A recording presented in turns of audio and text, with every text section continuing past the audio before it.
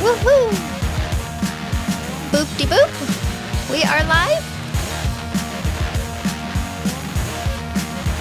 Ladies and gentlemen, boys and girls, connection has been established, according to one Mr. Alert. You gotta watch out for connections, man. You can't trust them. They're a little bit shifty. You think a connection's established, and it's like, nah, man, I don't feel like being established today. You're like, but we had a deal. And connection just laughs maniacally like connections do.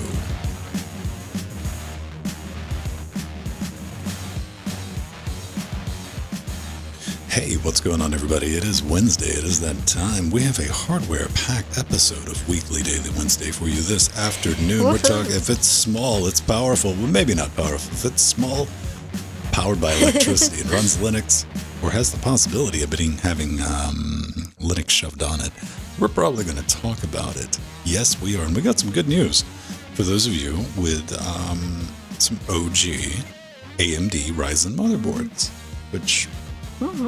nothing but good times, but you might want to hold off, even if the opportunity presents itself.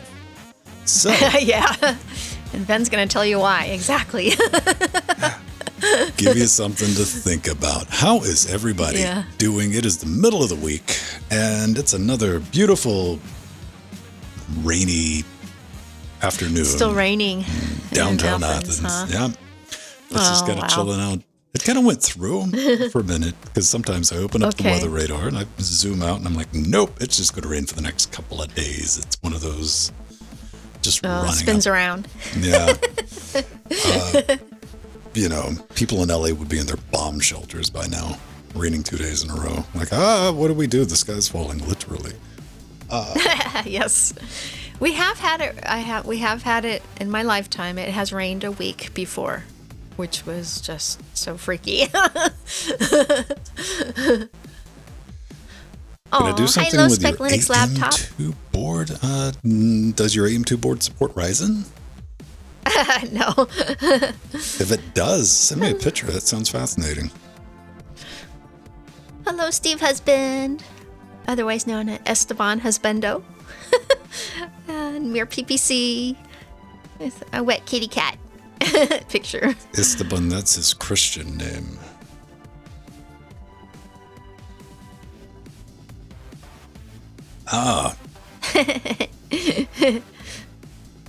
So I'm keeping an eye on things. I think they've got our bandwidth things sorted back out, which I couldn't get upset with them. I wanted to get upset with them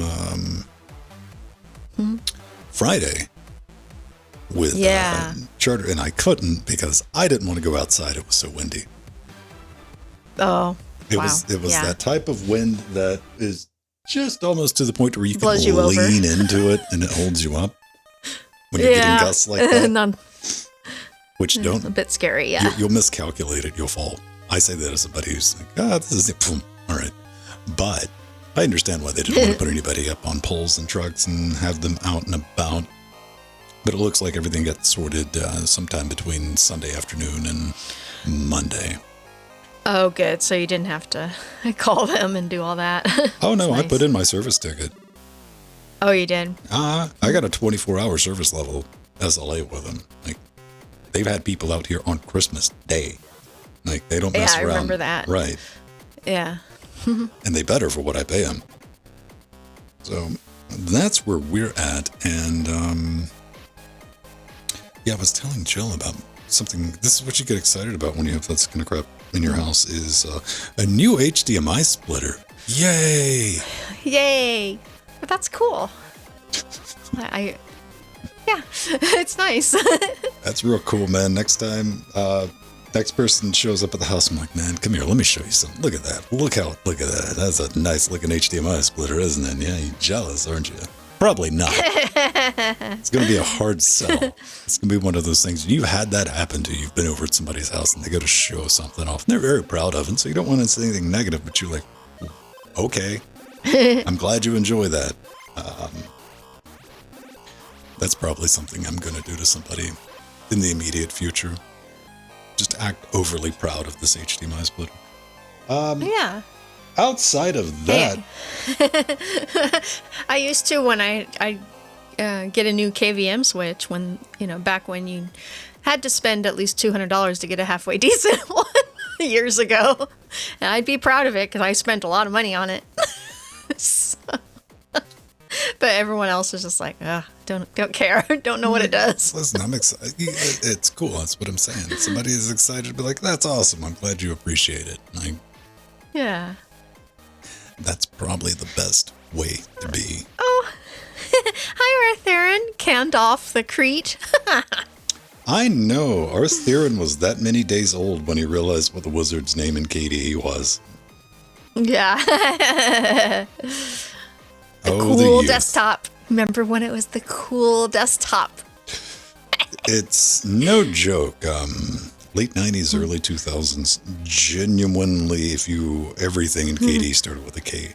It was, you know what? At the time, it was a funny joke.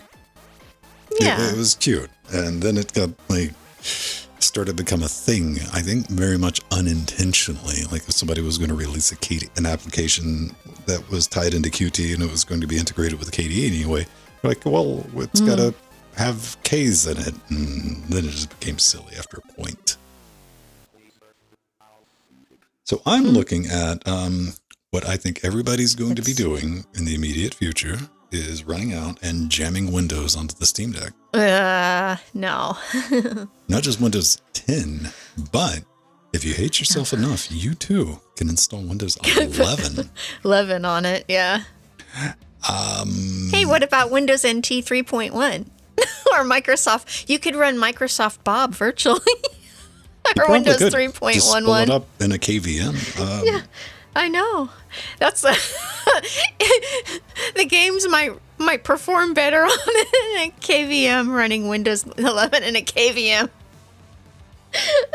This is, I mean, ironically, you know, when it's Linux day in, day out, I'm curious because now they're the weirdos doing the weird stuff. Normally that's reserved for us. Like, oh, let's see if we can get Linux up and running on it. The tables have turned. Did you see the article where someone was, because they were having issues running one of the games natively in Windows, that they used a Linux KVM instead to run the game through Proton, and it worked great. Probably did. I'll tell you something that doesn't work great in Proton, though.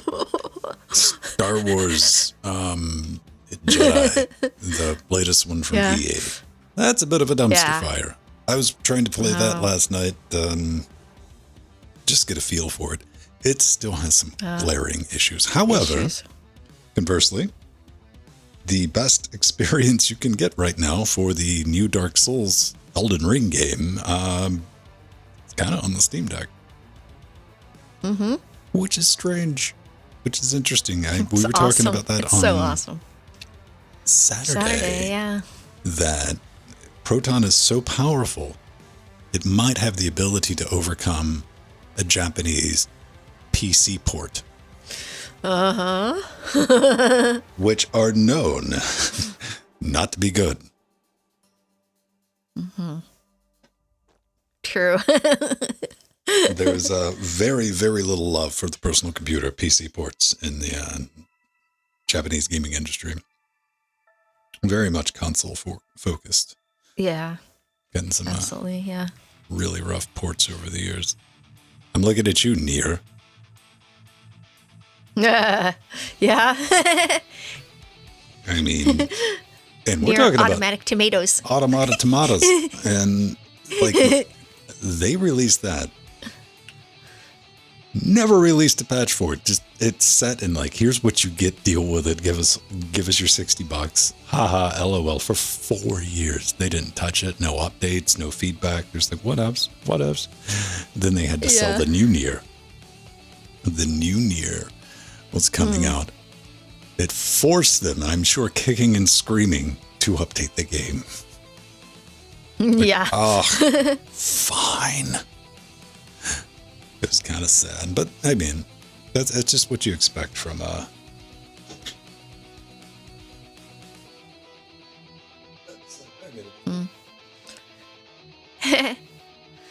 Well, now might be a good time. I will take my break then, if that's okay.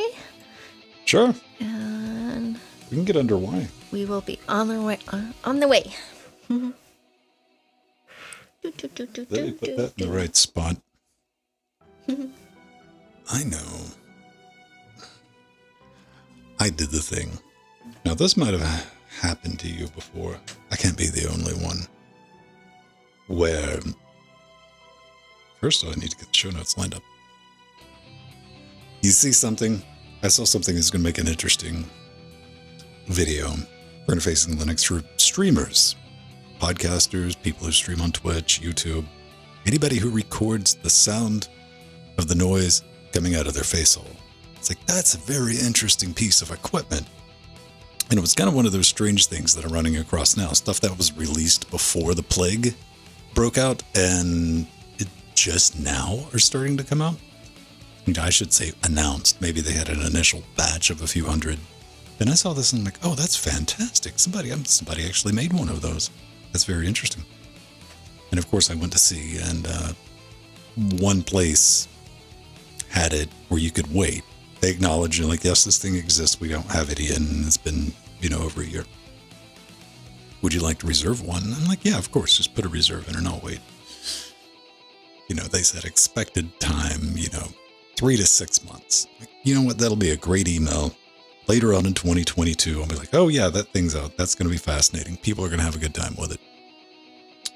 And I did that, and I'm doing the budgeting for stuff in this room, which is the studio. I'm like, okay, we need HDMI splitter and all that, because I was getting ready to write the check for the thing. I didn't realize that it wasn't out. I was curious because I'd not heard of it. And so naturally, I get a bunch of boring stuff for the studio, but stuff that you need to get. Cables, electronics, things like that. Write that check out for the month. Last night, get up this morning, notification, thing is in stock. Like, man, has that ever happened to you? Whatever. Maybe it'll still be in stock next month. And we'll cut them a itsy bitsy check. I still can't believe somebody... Why? I hope Pedro tries to put Windows on his deck. Or at least Strider. Speaking of that, barring something going completely crazy, in Mavo, thank you for the resub. Barring something going catastrophically wrong, and I hate to give fate this much runway to mess with everything, you might have heard of the thing called Lutris. If you play your games outside of Steam, some of your classic games, or current games, 100%. On Linux, you've probably used Lutris. And Valve sent the developer of Lutris a Steam Deck. So, we were going to have him on last week, but it looks like this week we're going to have old Strider in to share his thoughts about the Steam Deck and what Lutris can do for your deck. Should be a fun conversation.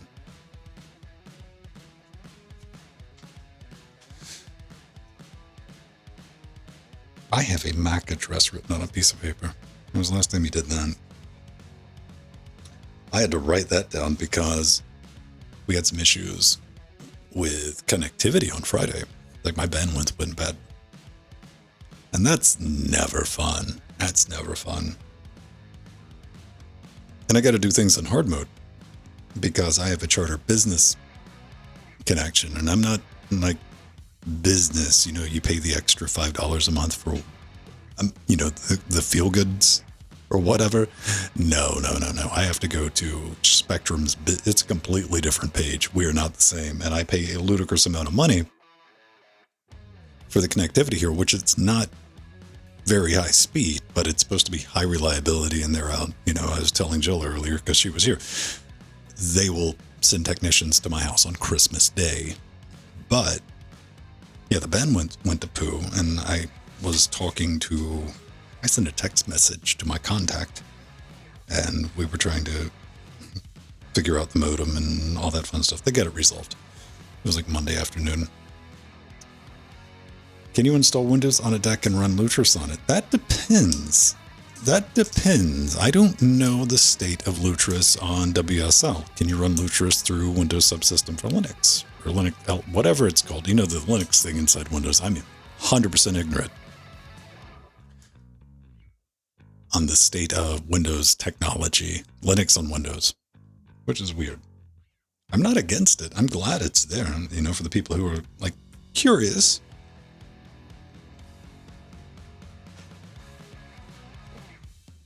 Windows subsystem for Linux.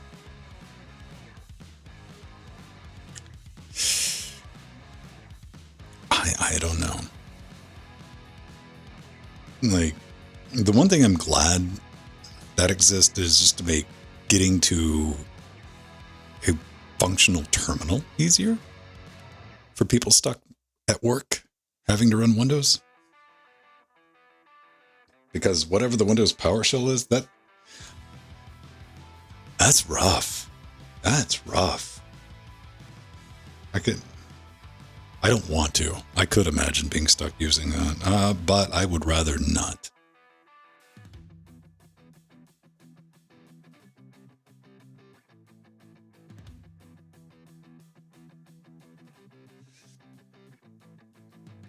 Microsoft attempts to keep Linux people inside of Windows. I think Microsoft wants that, like, group licensing. You know, they get. It's a weird, very weird stranglehold Microsoft has in corporate. And it's kind of dissolved to the point where it's not an issue on the back end, but on the end user, I mean, you definitely still have those two teams that are battling it out in the workspace, which is kind of fascinating. But I mean, if you're stuck in a work PC, it's like, whatever. I mean, your choices today, unfortunately, are Windows and sometimes Mac. And no, you can't install Linux because whatever proprietary phishing wire software that you've never heard of that we paid $1 bazillion for, you know, because Jason in marketing bought it 10 years ago and it's not been updated, but it works. Doesn't work on Linux.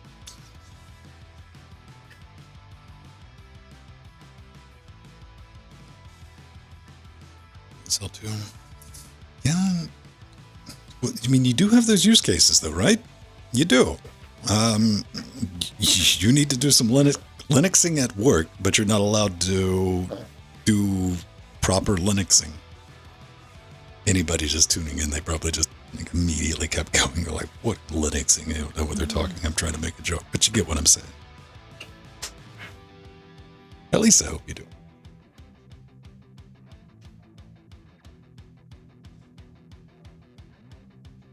Yeah, last time I had to tango with any type of, I tried to set up a KVM. I'm not anti-emulation. I mean, I find it fascinating. I just don't have any particular use cases for it. That's why I'm not, you know, elbow deep into it.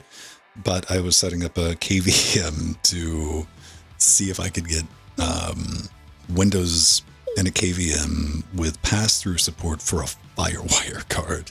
Because I'm old man Vin, and that's how I roll on the weekends. But the IMO, U grouping stuff with ThreadRider, you know, when you get to the point in a project where your eyes just gloss over and you're just going through the walls of text going, nah, don't care enough. Yeah. I ran into that. I was like, you know what? Yeah. Don't care. Oh, buy low-spec Linux laptop. Oh, right. Hello, and Mavo and Mavor. Welcome. Maybe it's NM Avor. Yeah. Aw, and thank you for the resub.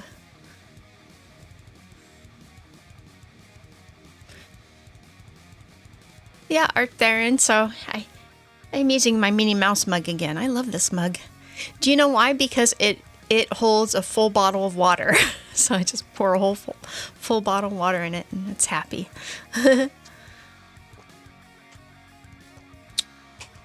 I like my mug. I need to fix it. It's a nice big mug. Yeah. I don't know. It holds 2 liters. It's nice. So I don't have to like worry about measurement, and you know, it's handy enough so you can just palm it. Yeah, those are my favorites. Honestly, I like the bigger mugs too because it lasts me 2 streams. Right? This is the Bubba Keg. That's what it says on the Bubba Keg. front. Yeah. I'm thinking, you know what? It looks like a little keg, so I bought it. And of course, you want to make sure you have a stainless steel straw in case you have a home invader and you need to stab someone to death with a straw. Yeah. And those things can't hurt. Hi, Beastwick. And yes, I'm a hippie. I use reusable straws. Deal with it.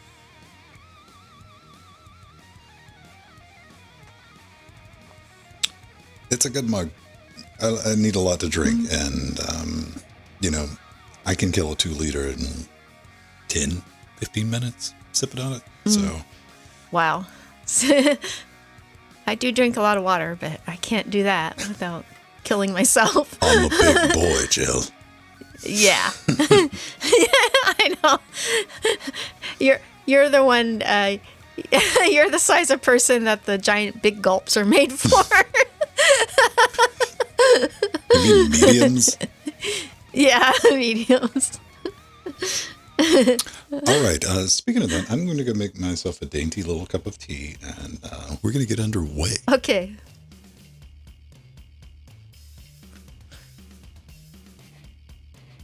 Hey, Beastwick, I missed you yesterday, so how did you do? In Trackmania. I need to go back and watch the stream. I was pretty out of it. I actually fell asleep. So I was very sick to my stomach yesterday, but I am doing better today.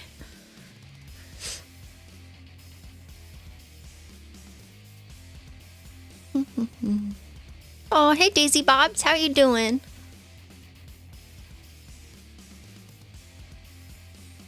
Yep, Ellen does that, has a tendency to do that.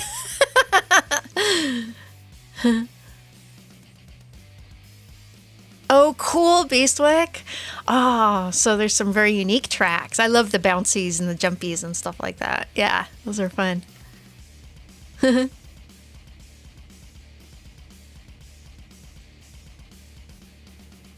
Oh, Steve Husband, yeah, it was delicious. I ate about half of it. I'm going to have the rest for lunch. And thank you he made me a nice bowl of grapes and a wonderful fresh pear.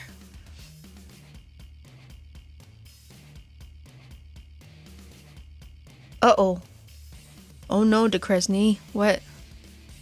Was it like a 10 like last time? Oh no. Okay, so we could have tsunamis coming our way? Let me look. News. Thanks for letting us know. I have friends there. 7.3. Okay, so that's they're okay.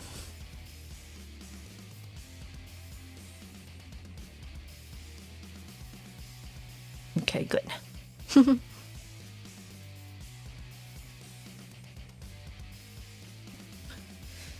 Yep, 7.3 is no joke. We've had them here. But Japan, their buildings are meant to withstand very high powered earthquakes, just like ours are here.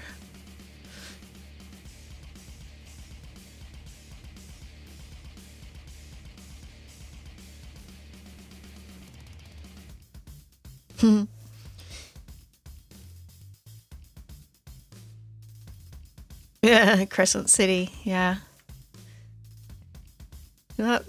Miri had some house settling, huh?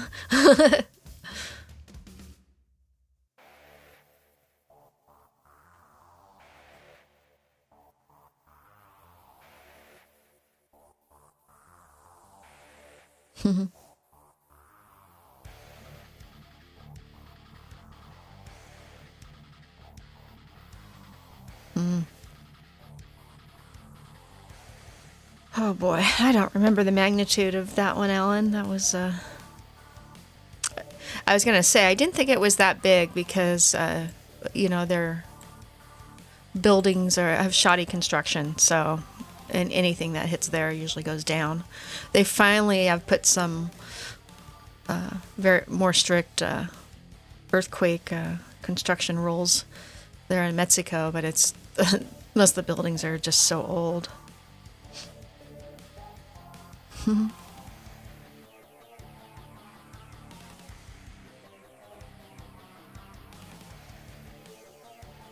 Yeah, Ridgecrest, that was 7.3.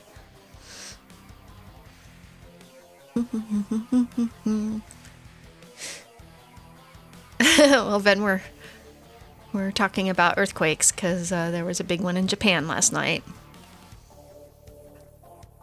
Are you moving to Japan? Nope, but I have friends there. Earthquakes. I've only been in 2 earthquakes. But, when I say earthquakes, the ground moved, Small one. Yeah. Small ones. Where I was in a data center one time, and I had the push cart that you always get stuck with because I'm like, I need a crash cart. And this was a nice one because it had a toolbox built into it. And of course, I was being nosy. I'm like, what is it here and all that? And I had my hand on it like that, and it just started like doing that. You couldn't feel it with your feet, but it was sensitive enough, being Swaying. so top heavy. It's moving back. And I was like, what was that? I never put 2 and 13 together until later on that afternoon. It's like, oh yeah, that was a small earthquake. Oh, I felt that technically. My hand did. It wobbled. Was that in Georgia? Because I know occasionally you guys get them. No, that was up in, New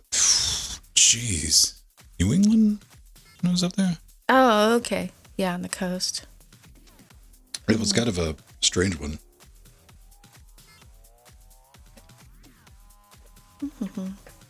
Buildings learn. I don't know. I mean, there are advantages to having plus building technology, like modern houses. Oh, yeah. You can be reasonably safe. Shouldn't be too bad. All right, let's check everything and we can get underway. That's gone. That's gone. That's on 11. Let's reset that.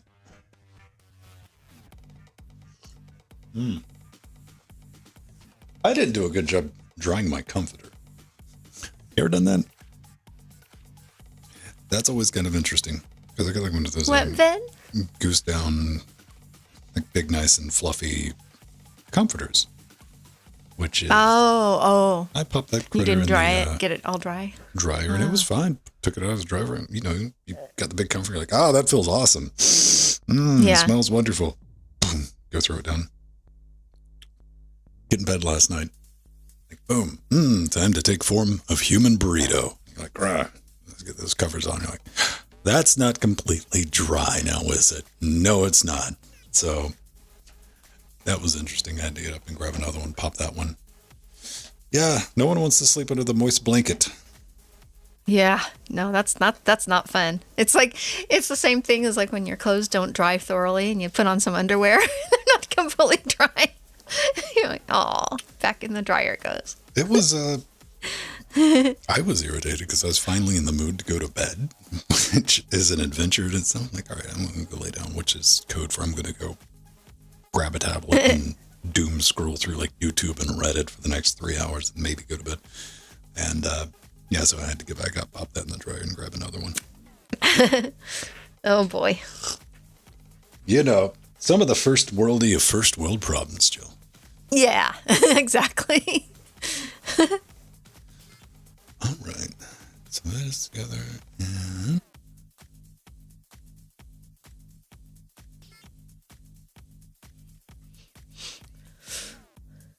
we can get underway. Let me put up my science pen so I don't fidget with it. Don't want to hear that throughout the entire show, do you? I mean, I can do it. Listen, if somebody's been like, man, that's what the show's been missing, I can bring it. All right, let's scroll down. And we can find our exit music somewhere. So maybe no. This is the weekly time where I'm like, I need to just find some. I need an alternative to also player. Yeah, that's right. You were talking about that.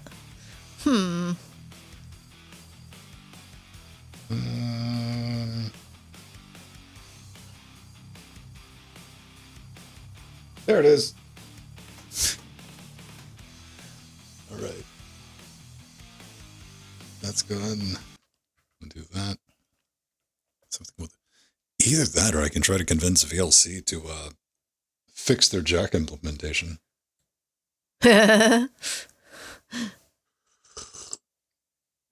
Which I assume they just might with Pipewire, because you're going to have the same problem with Pipewire as you do with Jack, because it's going to spawn those two syncs and disappear, and they're going to come back like, hey, what happened to my audio? So that's I'm excited about Pipewire for a lot of reasons, and a lot of that is the unintentional fixes that it's going to bring, because I understand I'm one of the, it's me and 7 other people that run Jack, so on the desktop.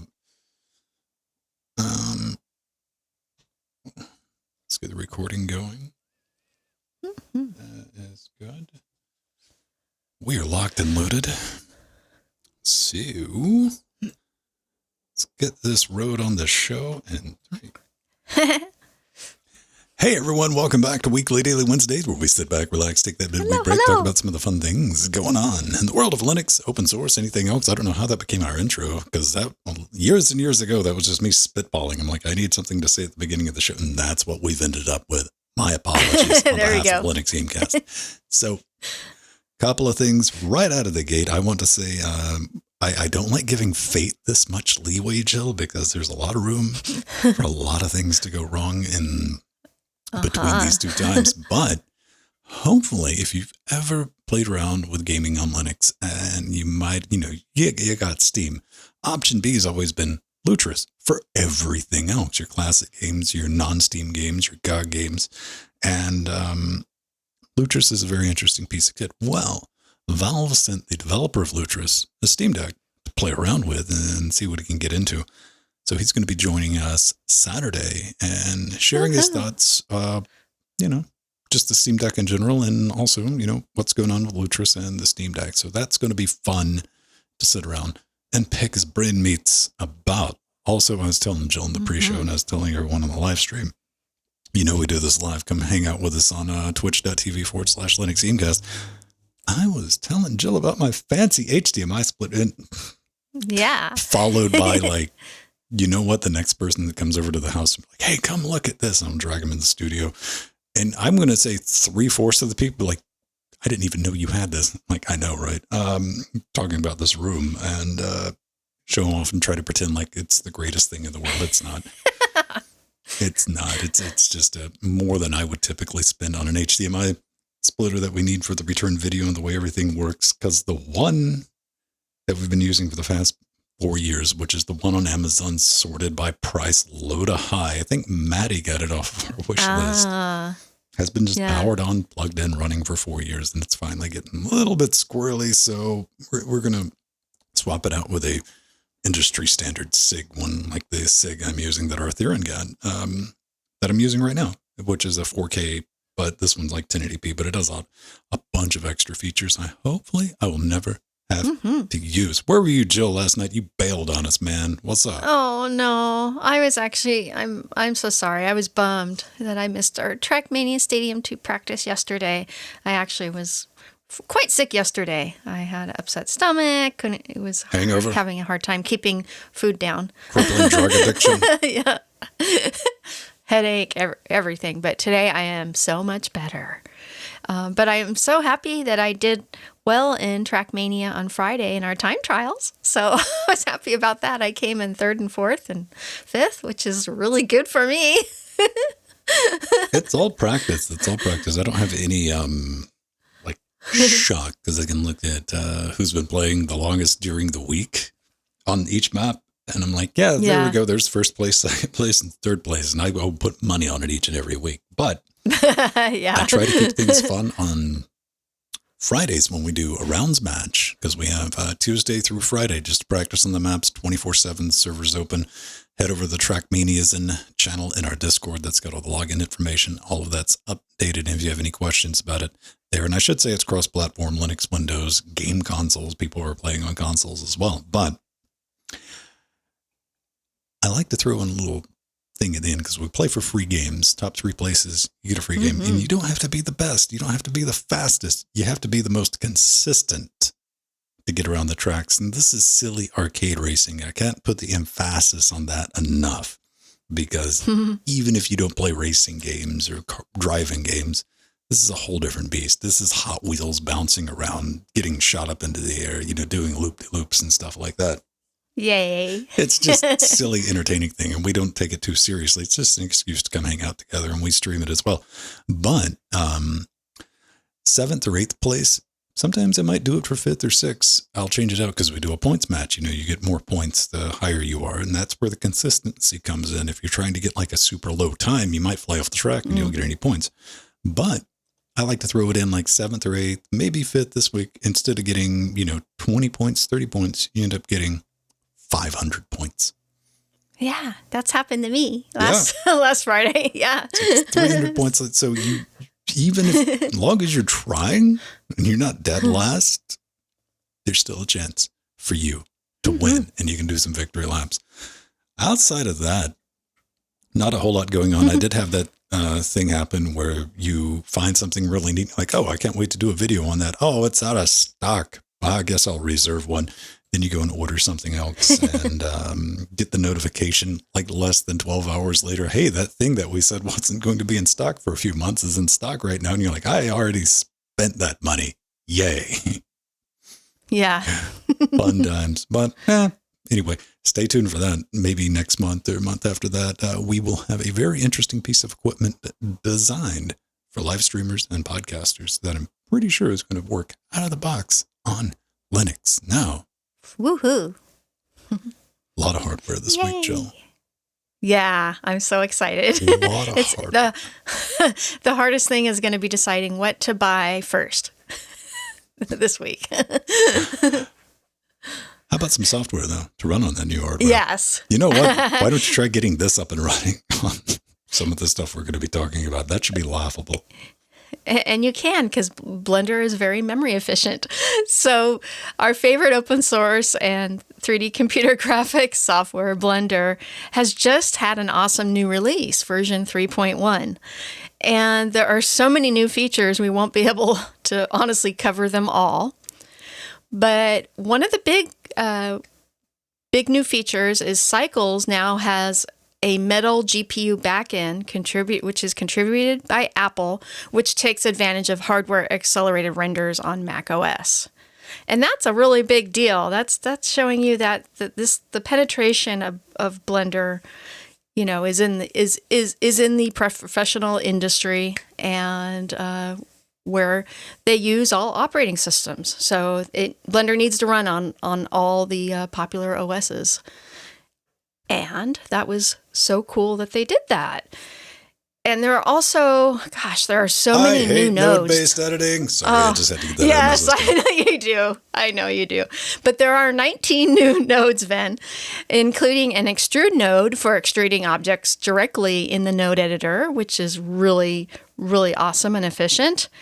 And they have a new arc node for creating incomplete circles, which is really nice because a lot of the other high-end 3D animation packages have that function that I use a lot. So I'm happy that Blender has it now. And they have a vertex neighbors node, which gives access to the number of vertices and faces connected to each vertex, which is very important when you're doing modeling, and especially if you need to model lower res objects for, say, the gaming industry. So it's very important. And this version of Blender 3.1 also brings great performance in geometry nodes to the next level. And many nodes are now multi-threaded and use less memory. Woohoo! Very, very important. And another big thing among hundreds of others, is the ability to export OBJ files. That's a lot faster thanks to porting it. They ported .obg to C++. So that has a result of making the files a lot quicker to export and save. A couple of things I was looking at in this. Blender, I always state every time we talk about Blender, something I only use when I absolutely have to. And it's not because of node-based editing. It's just I'm not very good at stuff like that. And that's a big memory dump to get functional in Blender every single time. My brain immediately rejects all of that knowledge. Like, get that out of here. But I was having a look because there's the Blender benchmark. And every time they do something like this, I want to download it and play around with it. And like, how fast? Show me some numbers. I can understand numbers.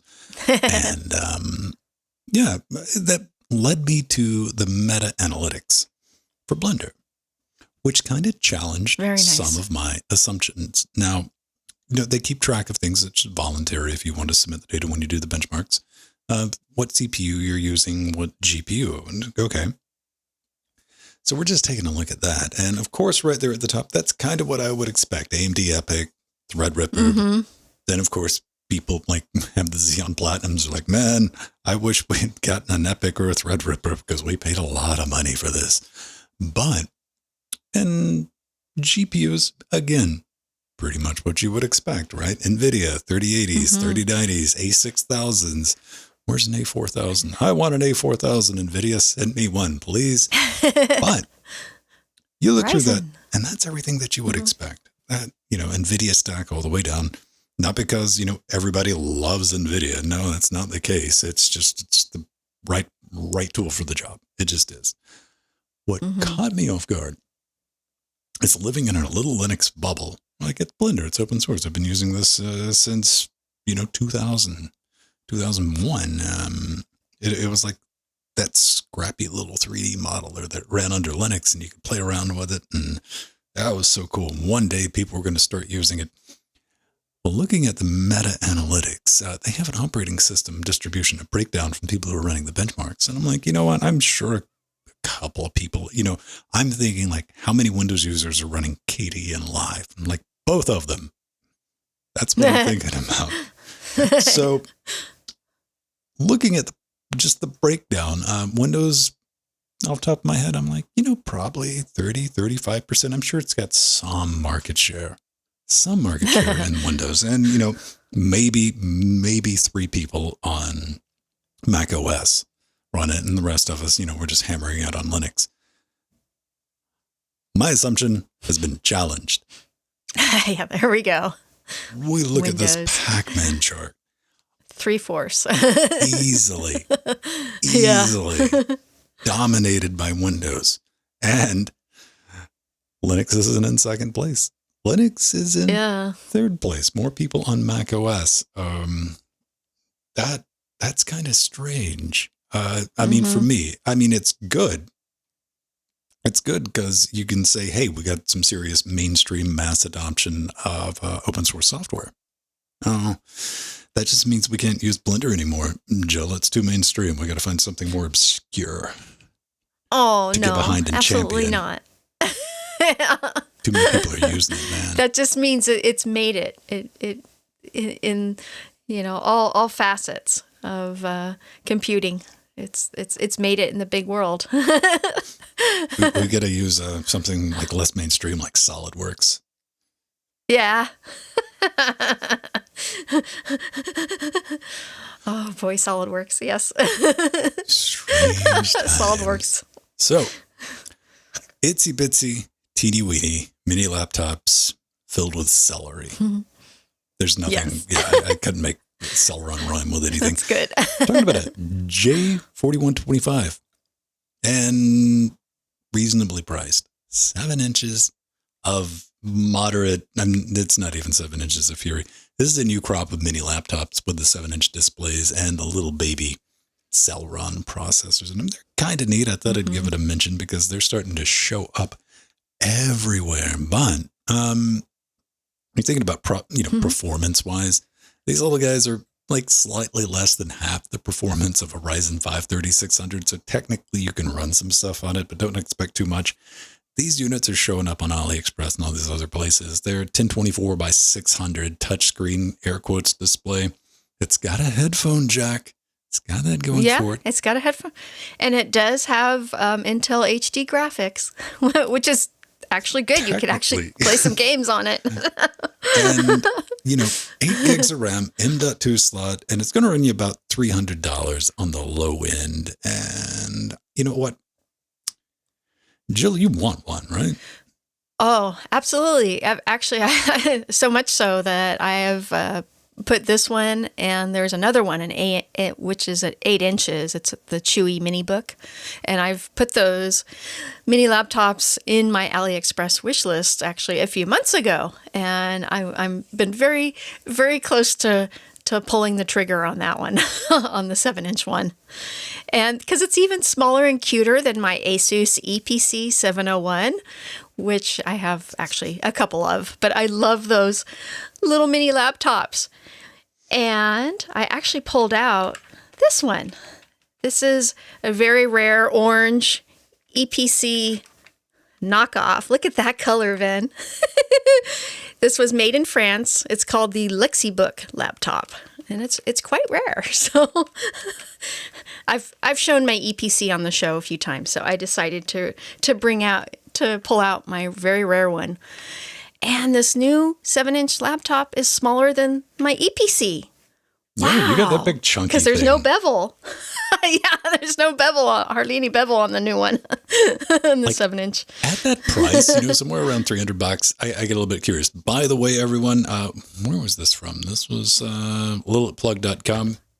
All this is going to be in the show notes. And the reason I want to bring that up is I'm going to save you from clicking on whatever data scraping service Lilith Plug uses, because I tried to put that in a link expander, and the link expander is like, no, I'm not even messing with that.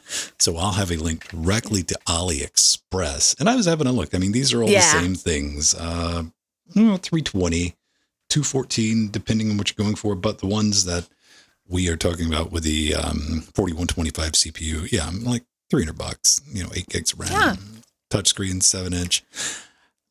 I mean, if someone gave me one, I'd play around with it. What is this? Ooh, that's way too much. Never mind, but we are curious. The gaming one. Yeah. I've seen that one, the One GX Pro. Yeah, it's got the paddles on either side of it. But look how cute it is, Ben.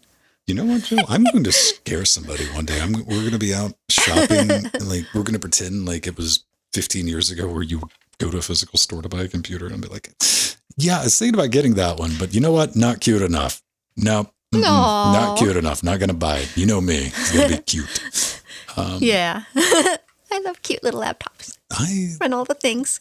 You know what? Like even the gaming, that thing was like $1,700, but something like that, I'd play around with it. I don't know exactly what you would. The problem with these are the same problem the same reason we don't carry on netbooks. They're called tablets. Yeah, that's like, do you want to pay Bluetooth keyboard on it? Do you want to pay $300 for something with a smaller screen, lower resolution, and less functionality, or do you just want to buy a tablet? Yeah. And you know what? Some people want a small, little, tiny thing to play with, but I don't know about like real usability. But hey, they're out there. Maybe you can do some. You know what? Buy one. You could probably run Trackmania on it. Yeah, absolutely. Absolutely, Ven. I will do that if I pick that one up. In fact, I am so close. The only reason I haven't pushed that buy button is that with AliExpress, I haven't spent more than like $200 from AliExpress. I'm always a little hesitant when you spend. What is the most expensive? Yeah, a little more than that. Well, you bring up a very, very fair point. It's not necessarily AliExpress itself. It's when you're ordering, from any place like internationally. that. Internationally, the slow boat is no. You might as well just say you're never going to be able to return it. So you better hope it works. Yeah, exactly. That's exactly it. I've bought some GPUs from AliExpress, and I've had very good luck with some good brands on there. So that is just the reality of like by the time you factor in like packaging and shipping something back, and it'll end up costing more than whatever you paid for it. So just do keep that in mind. Or, you know what? Here's something I do. Go to eBay. You'll find somebody who'll buy a crate of these things, and you'll end up paying $400 for it. But that extra $100 means True. that you can send it back if it's busted, and it's probably been tested before it was shipped out. That is going to do it for our microcomputing segment until we get into some high-powered stuff. I wanted to share a little bit of good news with everyone because for some reason, the Linux community, we love ourselves some AMD. We just do. Yes, we do. We don't understand why. And, it's been a very, very difficult relationship with AMD over the years because until recently, I was throwing good money after bad, right up until even with the 8-core Bulldozer part I bought. That was not a cheap chip. And it was not the most performant chip, but I was not buying a desktop Intel CPU. Just wasn't going to happen. I've been doing AMD all the way from K5 up. Now that we got Ryzen's, it's a different story. It's cool to have AMD now. That's what the kids are playing around with. Someone talks about building a gaming PC or a workstation. It's AMD. Yeah. Even on the low end, AMD's got you covered. The R3s, R5s is not an AMD commercial, by the way. And if it is, AMD, send me a Threadripper. I need a new one. The Yes. budget-oriented stuff has been great. And that's what I want to talk about now. If you were like first-gen adopters, you got like the B350 series for the original Ryzen's, there was people were kind of upset, a little bit grumpy, because AMD said the AM4 socket's going to support everything for years to come. And they finally kind of hit a point with the latest Zen 3 stuff. I'm like, on like the B series motherboards, the 300 series, you don't want to play that game. It's not going to be a good time. Some people were upset. However, you might be able to chill out because AMD will support Ryzen 5000 CPUs on the 300 series motherboards, to which I will say, thank you, Intel. That doesn't sound right. Yeah. True. Make no mistake, this is why you're seeing this, because Intel has been very successful with their recent rollout of CPUs. More cost, you don't want to call them budget because it's Intel, they're still expensive, but budget-oriented CPUs. AMD's like, man, we got to do something about this. And a future AGESA update, 5000 CPUs will be supported in 300 series motherboards. And that's assuming your motherboard manufacturer wants to take the time and go, kind of update that budget board from 4 years ago. I wouldn't necessarily even recommend doing that, but I like options, I feel better when I got options. Now I have a B350, our entire audio stack. This thing over here, this entire setup is running on an original Ryzen 1700 B350 Tomahawk from MSI.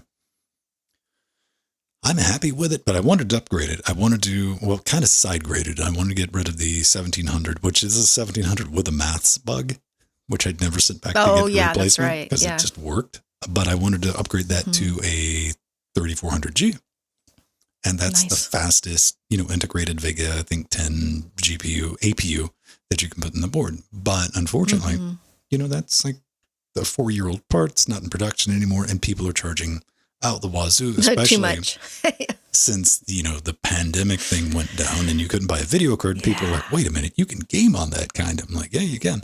So those things have been going for like $250, $280. And I'm sitting here going, I'm not paying that much for that old thing. I'll just use what I have. So if you get this just upgrade, wait a year. If I wait another year, it'll keep going up though. Because you know what? You know what, Jill? Because then the Jills show up and they're like, vintage. This is true. I'm going to add it to my collection. You got to catch it at everyone knows that cycle in electronics. You got to get it right at that dip before it starts getting scarce. You really, really know this from like RAM. If you start rolling back to remember when DDR2 got you could just open a drawer and shovel through DDR2. Then it got crazy expensive DDR3. And then it got hard to get. Yeah. So you're going to run through that. Now, this all hinges though, because, if this is rolled out, and again, MSI's got to do it, ASUS has got to do it, whoever else motherboard you happen to have, it's not in their interest to go back and do this. It's not. They'd much rather you buy a new motherboard. So it's going to be kind of pick and choose. And AMD can't force motherboard manufacturers not to do it. But AMD can be like, yo, you better do this or we're going to stiff you next time on something down the line. However, I'm not so sure. I mean, I'd love to be able to go out and buy, for a few bucks more, for like $300, I can get a Ryzen 7 5700G, which isn't supported on the motherboard, but it would be theoretically. But I don't know if I'd want to do it, though, because you might end up with a situation, because we were talking about this in the pre-show. If you have MSI, you can't roll back BIOS updates. Yeah. So as reliable as MSI motherboards are, that is a critical flaw that you need to know about. You're not going to run into that with like Asus and stuff like that. Here's the thing. You might update the latest BIOS and you get the new chip and you put it in. And it's like, oh, it's a little bit squirrely. Then you're like, all right, fine, I'll just put the old chip back in with that new update. Then all of a sudden things are a little squirrely and you might not be able to roll it back. So keep that in mind. I don't know. What do you think, Jill? I mean, it's this could be cool if you wanted to hold on to that board just maybe for a couple of more years and not have to worry about getting DDR5 and PCI Express 4 is not something you're going to bother with for a while. Yeah. Well, I have an old B350 laying around that I would definitely try this on. I think this is awesome, and that AMD, they've actually been so good about backwards compatibility on motherboards with their Ryzen processors. And that's good for us because it saves us money, especially for someone who can't afford to buy a new motherboard and upgrade. But they can get the new chip, stick it in there. So that's very nice. Moral of the story Way to go, AMD. This is great because it's going to tank the price of the 3400Gs because now they're not desirable anymore when you can just run out and buy a newer chip. And so I look forward to picking one up for $60 in the upcoming months. There you go. I think that's what I picked up mine for. I have that chip as well in one of my systems. Good times ahead. So we got to talk about some very, very overpowered Raspberry Pi-like devices. Before we do that, we want to thank everybody supporting the show over at patreon.com/Linux Gamecast. I probably need to thank some extra people because I was kind of scrambling this afternoon and I just realized I didn't get that in the notes. So what I'm going to do is like a real professional, go back to last week's show notes from Saturday. Okay, I look at them. Yes. Hey, no, I'm not doing that, Jill. How dare you accuse me of doing exactly what I'm doing? I want to thank Stein, who's a new patron. Stein. Yay. And Tomas Zed, who is a new executive producer, who's bumped up to executive producer. We threw out a bunch of bonus sodas, much. a bunch of extra features. If you can help us out financially, that is a big thing. Keeps us from doing commercials, and that's neat. I like being able to do that. Joe calls it a network. I call it a hobby that's gotten out of hand. Gotten out of hand. Yeah. That's kind of where we're at. That'll get you access to our Discord. If you like this is just the middle of the show. We have the live and uncut series, which is the beginning, middle, and end in podcast format, video format, now in 1080p for the video watchers.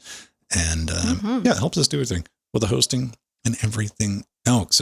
We're not out buying Threadrippers. We're out buying things like HDMI splitters to make the show better. Yeah. That's where we're at. Absolutely. It is kind of brilliant, but we'll get you access to our Discord. That's where the other 6 days of the week come hang out with us there. We do have IRC, which is completely open. Always, you got to have IRC if you're doing a Linux show. I know. And absolutely. I'm sure somebody outside right now is like, have you heard of Matrix? Yeah. Well, LGC got their start on IRC. So that's where, when in the early years of Linux Gamecast Weekly, that's how I started interacting with you guys. It was on IRC. We skip everything in the middle. We're kind of, and our IRC live chat is, if you're typing in live right now and you're watching right now, IRC, Twitch, and Discord are all interconnected. So everybody can talk to each other during the live chat because we're not trying to lock anybody out of the community. If you can share the show, that's brilliant. Download, like, subscribe, all the fun stuff. Ring some bells. I love the sound of a bell in the morning. Absolutely. That is a lie. And I don't know what I would do if I woke up and heard a bell in the morning. Like, oh no, it begins. Are the angels coming, no. Ben? No. I believe it would be a different class for me, Joe. Yeah, okay. I might have to grab my metal straw. Oh, So I want to give a shout out to N Maver for the resub today. Very nice. Thank you so much. He's in our chat. All of our lovely Twitch subscribers. That gets you access to we like love all you of our all. past videos and stuff like that. And we do. If you just want to watch it on Twitch, there it is. And I have the thing enabled so you don't get ads if you're Twitch sub. I assume that works. Who knows? Let me know. Now, ladies and gentlemen, boys and girls, sometimes you eat the whole pie and there's one piece left. Just one piece of pumpkin pie, but that's good enough to satisfy your cravings. How do you know that's pumpkin? You know what? I could probably It make looks like something pumpkin. with the same color and texture. That could be, I don't know, ham. Would you like a nice slice of ham pie? No. Well, actually, yeah, like a pot pie. I could deal with that. Like, I could probably choke it down. I mean, sure, let's try it. I'm not going to turd it down. Exciting stuff this week from the lovely, lovely people over at Pine 64, and the Quartz Pro 64 is out. I want to thank Arthurian for dropping this in our show notes. Yeah. If you want one of these, you're going to need $300, so you're not going to be able to get that mini 7-inch netbook. And you're also going to need a coupon because this is only available currently for developers. That's right. Developer only orders. How that's determined, I'm not sure. Show them your coupon and you'll find out. This is interesting for a couple of reasons. One, 16 gigs of RAM on board, 64 gigs of expandable eMMC. Now, powering this thing is a quad-core A55 and a quad-core A76, clocked at 1.8, 2.4 respectively, big, little. Quad-core GPU based on the new Valhalla architecture. This looks kind of neat. I'm down with this. Maybe I want this in my life. I'm not sure.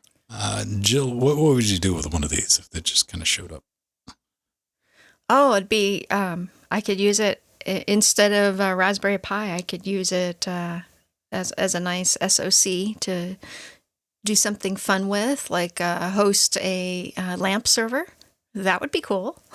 A LAMP server? What do you do? Do you like or running, LAMP.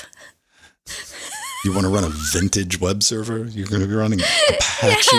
You hipster? Yeah, Linux Apache, my SQL, or Linux. A LAMP stack. That's how you know somebody's over the age of 40, by the way.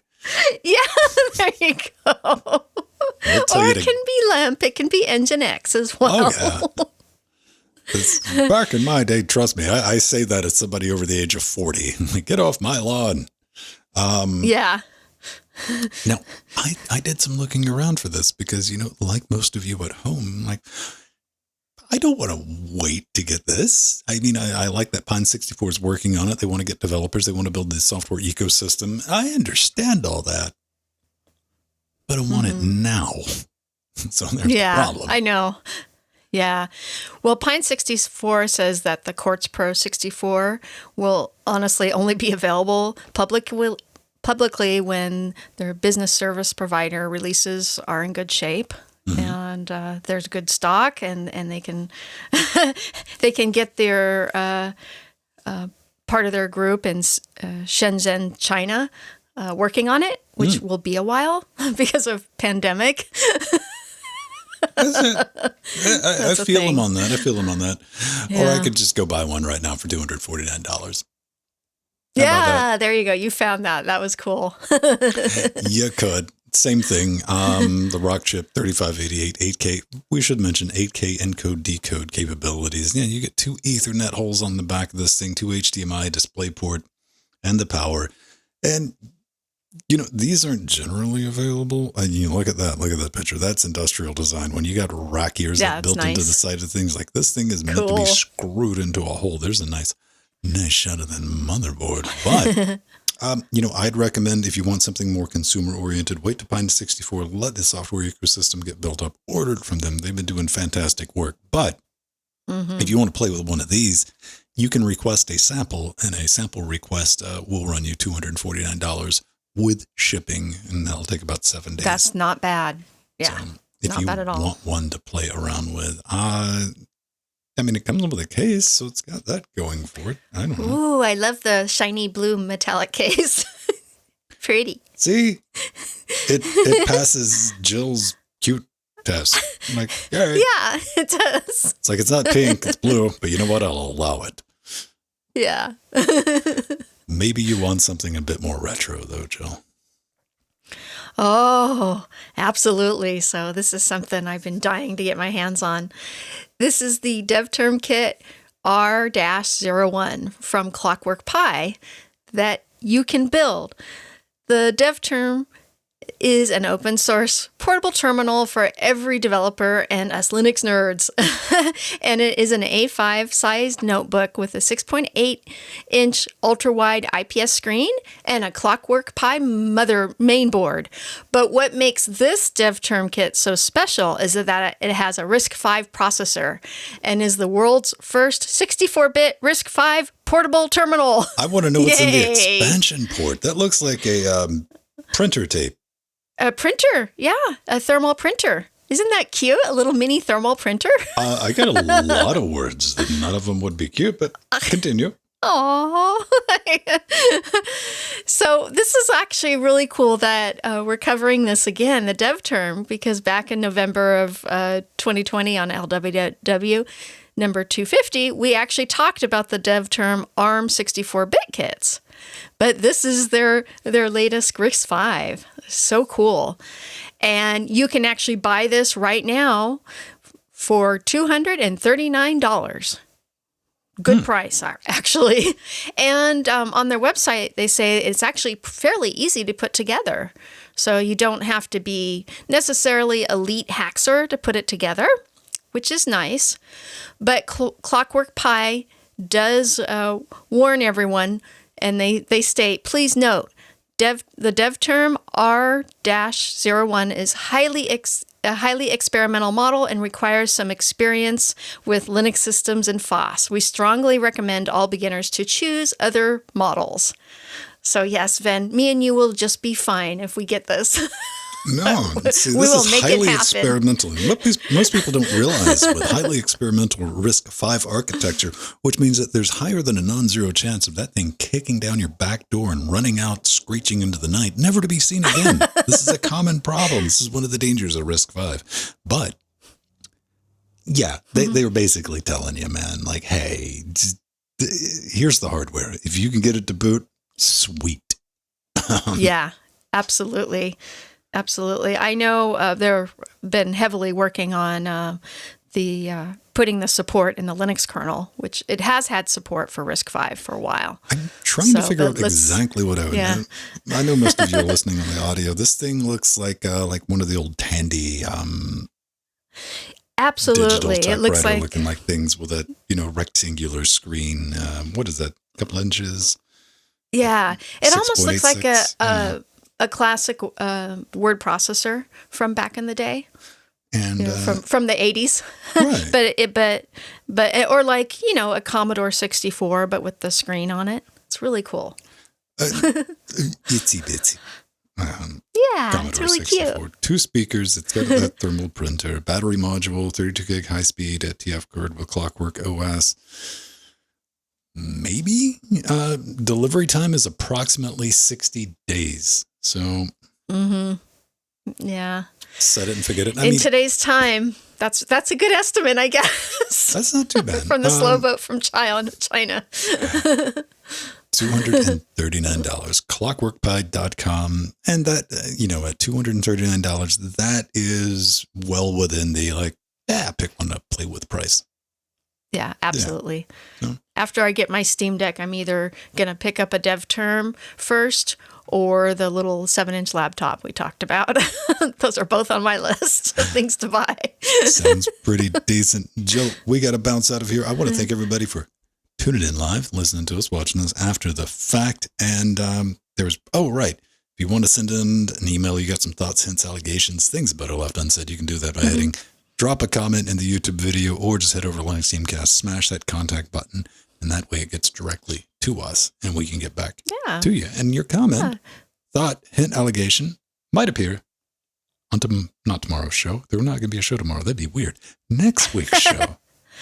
Yeah, next week's show. Tell us if you get a dev term. Tell us how you got Linux working on it and what distro you used. Put Give some us all Windows the on it. details. Yeah. No. Come on. It would have, well, Windows 3.1, but with no RISC support. I could put. But you could QEMU. You could run it in QEMU. You can do QEMU. Emulation on you can Linux. Put the what is the open source Windows thing called? Come on, Chad, help me out. I'm spacing too. Jill's gonna say it was on the tip of her tongue. React OS. Yeah, React OS. Or you could see if you can get Plan 9 to run on it. There's old school. Who wants to do Plan 9? Man, that's for the new people. I run Plan 4. Aw. It's Plan obscure. 9 is actually I've never very heard of it. progressive for its time. All right, everyone. Bye-bye. Bye, everyone. Love you all. Thank you so much to everyone in chat for DOS. contributing to the show. Hey, you could put FreeDOS. Yeah, DOS. Yeah, FreeDOS. Absolutely. Thank you to Artherin again, to Kresny, Mr. Alert, and Foxdog, Cryptics in the house, Mir PPC. Yay, Steve Husband, Don M, Beastwick, to Kresny. We love you all. Thank you for joining us in our live chat, and thank you all to our wonderful patrons who contribute. Wrong episode number. Lots of their hard-earned money. I know. Save me that email.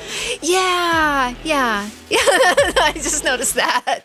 It is LWW number 318. Well, that's what it says up there, Jill. 318. Yes. Yes, this is true. You got it. You got it right in one spot. So it's okay then. Jill just noticed it. The first time it showed up. Yes. I think there's a connection. All right, everyone. See you next week. Bye, everyone. Love you. All right. Yay. FreeDOS. There's got to be some. Oh, Cinemetro. I'm sorry. I forgot to mention you. Next time. Do. Yeah, Artherin, you really do need that. Yes. Yeah, if you want to hop Quartz into Pro. our Discord, that's where our party is, and our general Discord is. If you're a Twitch sub or a patron, just link your connected accounts through Discord, and it'll pop right up. Unless you were that one guy from a couple of weeks ago who wanted it right now. Yeah, I know. That's right. And that was funny. He had a By Mir. 2-day meltdown. Oh, man. That's IRC will always be IRC. IRC was always, and still is. It's a bit of a litmus test. Yeah, I mean- it sure is. That's why you used IRC originally. It was. For I mean, Linux Gamecast it to keep kept out the riffraff. trolls out. Yeah. Yeah. Just to be intelligent enough. I mean, I understand. There's people that are like, what? Especially people our age are like, yeah, it's IRC. So like that's Moonglyph. So you have to type in commands and so and it kept all those people out, which it still does. It does a very effective job of doing that.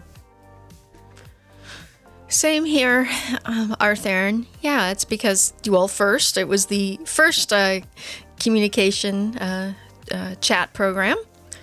We had tested it back in the day on my brother's BBS in the late 80s, early 90s. And it's because it's text-based, and it's very, very lightweight. There's a lot of good reasons to still use IRC. So what do you think the first widely available public internet chat was?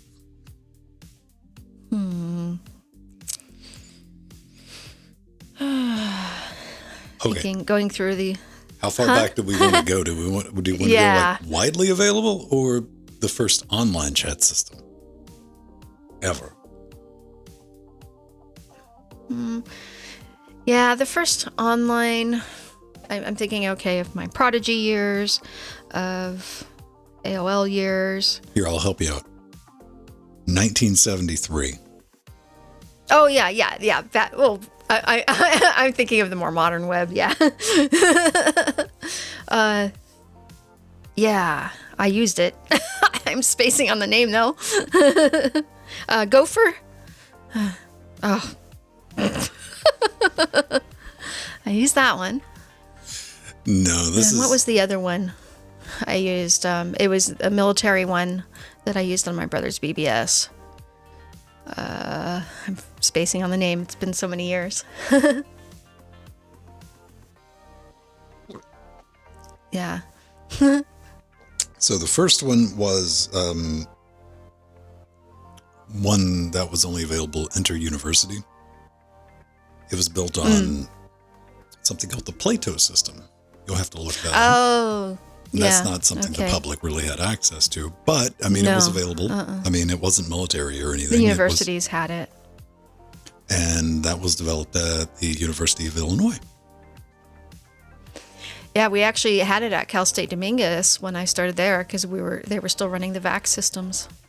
Now, if you want to go for what is agreed upon as like the first publicly, like universal, widely available Yeah. online chat service. Now, we're not talking about like sending a message back and forth. It's not like a chat room where you could have people in to chat like IRC. Just, yeah. Yeah. That would be from a name you might not have heard of if you're under the age of 30, CompuServe. Oh, yeah. I was just going to say CompuServe, Usenet. I didn't know which one was first. I think Gopher was pretty early, too. CompuServe had a system called CB Simulator that was rolled out in 1980. Yeah. So online CB. chat rooms, not a Okay. new thing. No, we were using them with BBSs, so that was a thing. We were doing multiplayer gaming, too, with Doom and Wolfenstein.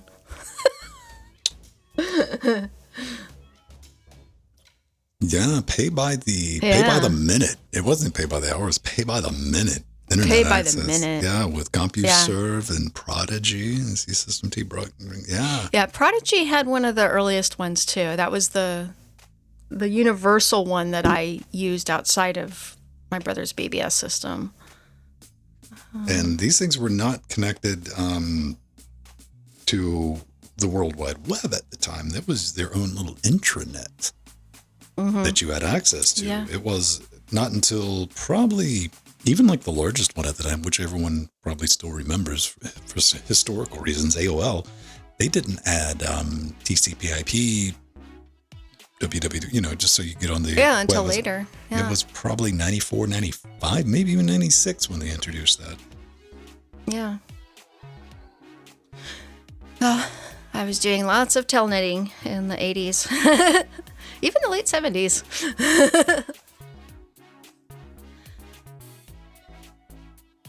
Yeah, so I did actually have access to ARPANET back in the day, my brother's BBS system.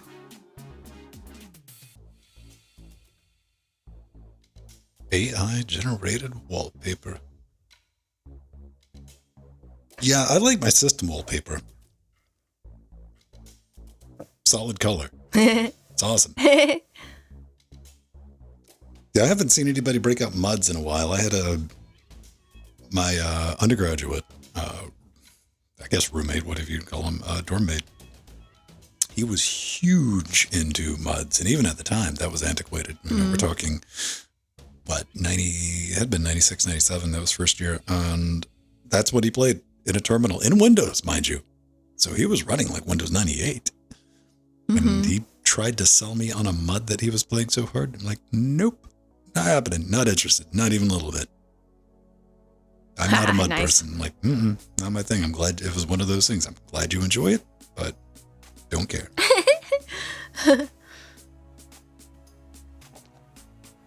Yeah, so I did use ARPANET. That's probably the oldest system that I had access to.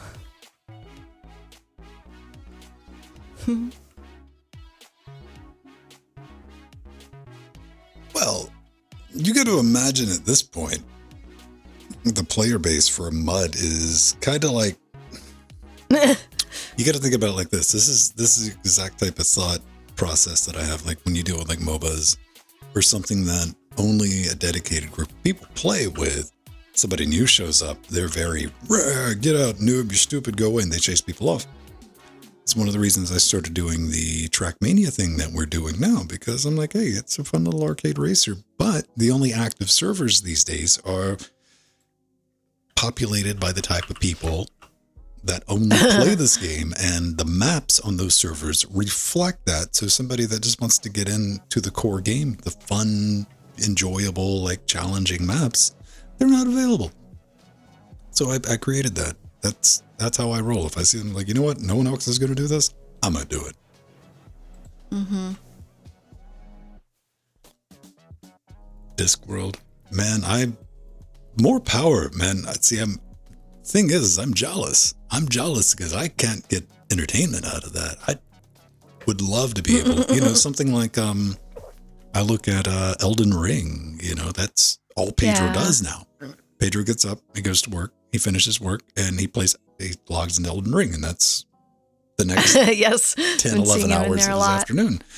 And it's like, oh, that'd be great. Because I love an open world game. I just don't like the Dark Souls mechanics of things. To me, my brain, for whatever reason, breaks that game down to dodge roll, strike, dodge roll, go play dress up with your character. And that doesn't. Yeah. I'm not into those games either. I enjoy watching them, and I enjoy watching the streams, like when Pedro would stream them, but I don't play them myself. Yeah. The only things I'm looking forward to is eventually, hopefully, we'll get a quicker turnaround on the Horizon Forbidden West. That looks pretty good. I enjoyed playing the Horizon Zero Dawn. That was a good playthrough. I mean, it didn't do anything innovative. It wasn't like, but that's my jam, like the Tomb Raider semi-open world, story-driven action RPG. Skyrim, yeah, give me something like that. Just something to play around with that I can finish, and it'll take me a couple of months to do it because look at my gaming. Go look at how much time I get to play video games. Yeah, you don't have time. Very little. So. Yeah, I'm the same, Vin. I like games that I can just go in for, 20 minutes, a half hour, and then leave and not have to remember the whole world the next time I go in and refamiliar myself. Just something easy. I enjoy those other games because I really enjoy role-playing games and whatnot and RPGs and stuff, but I just don't have time. So I'm podcasting too much and working too much. See, yeah, Horizon Zero Dawn, I have that running with my 2060 with RTX, the DLSS 2.0. Yeah, it's working.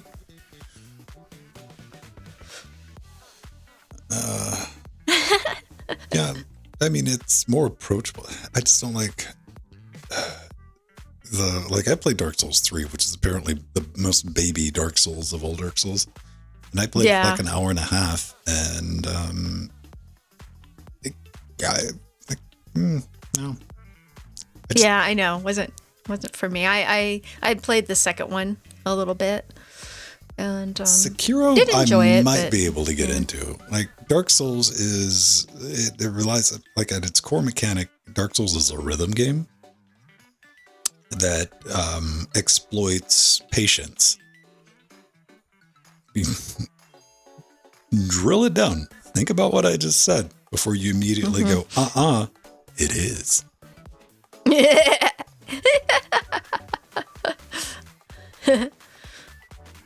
Cinemetro, Grim Dawn. Yeah, that is a fun one. I don't think I've played Grim Dawn. Yeah. I just played that about a month ago. Gamatron, you're not far off. I mean, that's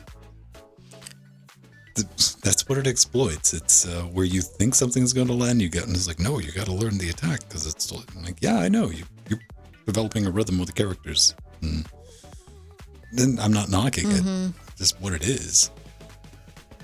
But I think it's brilliant. From Software has made a killing on what I would argue is a poorly designed game. But but it's hard. People like that. That's awesome. Yeah. What is frustrating? See, I like frustrating games. I will not knock Dark Souls for being frustrating because you give me a good, like the last thing I played that was frustrating that Pedro and Jordan just couldn't be bothered with was Celeste. Oh, yeah. Like, you give me a game like that, huge fan. I will play that for hours upon hours. You like that one. Well, I like the developer, yes, actually sent me that game ages ago, and I just it was a little too hard for me because of the characters are really tiny, and it was hard for me to see. But I really enjoyed watching Ven's streams on it.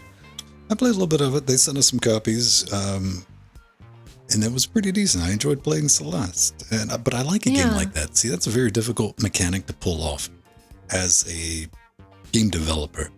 Is if that's what you're going for, you want to challenge the player to the point of frustration, but you got it. That's a knife edge because you want to be angry. I like it when a game makes me angry and I get up, like effectively a rage quit. I get up and I go, oh, fine. Maybe not with the rage, but like I've had enough of this. And you go and you do something else, but that game's still in your head. It's in your brain. It's sitting there. It's dancing around. It's going, you know what? We're going to go back. We're going to go back. We're going to finish this. Keep trying. Yeah. And you get through it like you did with Celeste. You did a very good job with Celeste.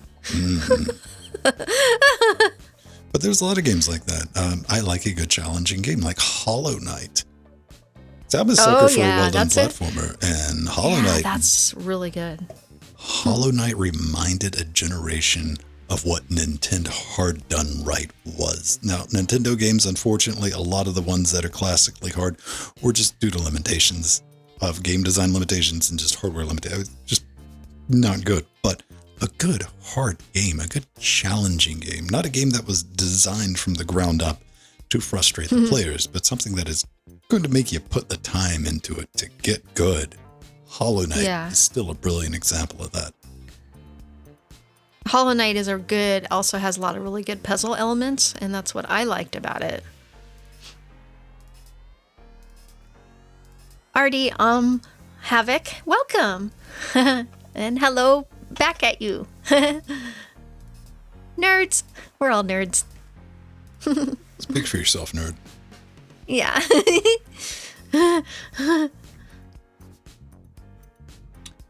Yeah, it's already 4:30, Jill.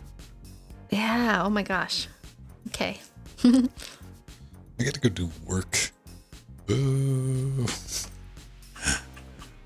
Oh, man. That is something. I got to transmogrify the data bits. Fortunately, I burnt my data plan up on Sunday when I was uploading Linux Gamecast Weekly because I went to upload it on the Charter Business Connection, and it was It was, I think it was something like 3 megabits up. That's all I was getting, which doesn't sound bad, but you got to realize that an episode of Linux Gamecast Weekly produced going to YouTube is between 12 and 13 gigabytes. That takes a while to upload at 3 megabits. Fortunately, I had my LTE plug, so I clicked that in and made it work. It's going to be so much better for you when you get fiber, Van. I can upload something that size so quickly. But YouTube's also slow, but there's that. But working, I have 45 megabits up. Yeah. But I have a gigabit. That's always like, no, that's how it works. The people without a use for it always have it.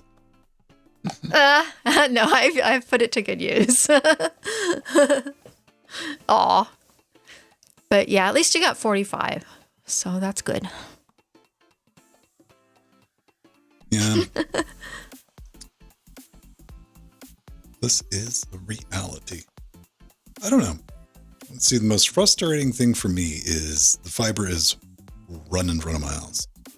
I know. It's just literally footsteps away from your house and they haven't hooked you up. And if I wanted to drop down to consumer grade internet, I could get gigabit from Charter. But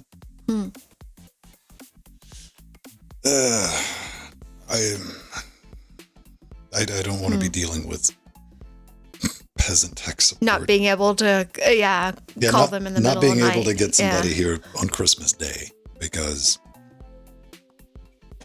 I take this a little too seriously for a hobby. But hey, man, there is not a worse feeling in the world as when you're getting ready to do a stream and something's wrong with your connectivity and you can't do anything about it. Genuinely nothing. It's not a fun time. All right, everyone. That's going to do it for this afternoon. Tomorrow, you can check the schedule. Jordan, I don't know what Jordan's going to be doing tomorrow. I don't know either. He might be back with Cybertruck. Maybe. But he played Beginner's Guide. No, he played last week. He played something else. I don't remember what he played. Oh, he played you know what? It's not like I'm sitting in front of a web browser where I can just pull on. Yeah. What did Jordan play last week? Yeah, Gamatron. I don't know if he did finish it or not. I saw about the first half hour. Mountain. Oh, that's it. Yeah. So I don't know. Ping him in Discord. Find out. He'll let you know. And we'll be back Friday. We invite everyone to come join us for our Filthy Casuals Trackmania 2 points match. We're going to be doing rounds. We got 14 maps, and I updated some maps last night. So if you played yesterday, there's some new maps that have been swapped in and swapped out. Yay, I can't wait to practice. I'm looking forward to playing. Gamatron was saying there's some fun jumpy and holy maps, which I like. I like those ones that require skill instead of speed, because it's hard for me to keep the speed pace. But I like the skill-based ones. Well, you should enjoy yourself, and I'll be there along with everyone else, and that's going to start at 7:30 Eastern Time. That's on the Twitch schedule. If you want to hop in 30 minutes before that, we light up the after shows, and because we invite you to be on the stream with us. So, yeah, that's going to do that. We'll see you next week, everyone. Bye-bye. Yeah. Bye, Artherin. Bye, Steve Husband. I'll see you later. Bye, Gamatron.